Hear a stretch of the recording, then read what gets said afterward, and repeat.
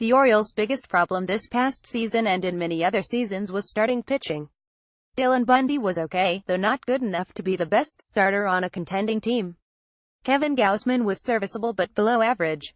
Everyone below them was a train wreck.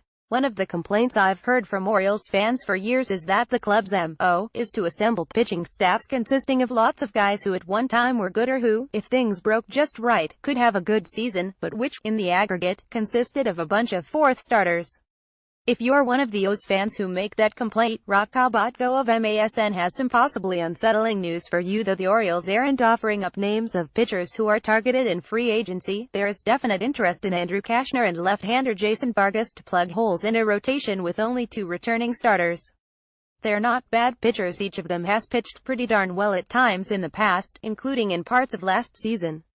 Cashner, particularly, enjoyed a superficially fine year overall, going 11-11 with a 3.40 ERA 128 ERA.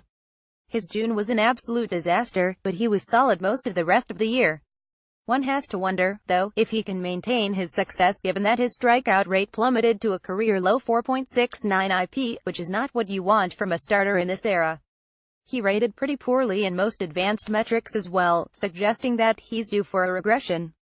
Vargas led the Allen wins with 18 and he even made the All-Star game after that, though he was a disaster.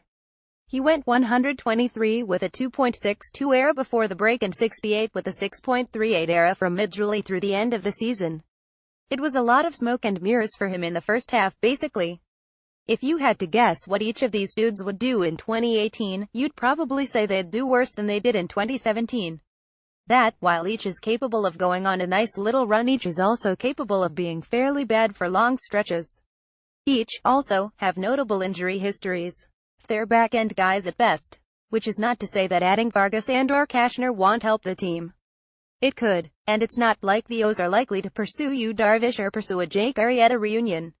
It's a thin pitching market and the Orioles' options are limited. But does that excite you, O's fans? Probably not. But by now you're used to the throw a bunch of got best arms at the problem approach, so you'll know how to process it if that's what Dan Duquette ends up doing. Follow at Craig Calcaterra.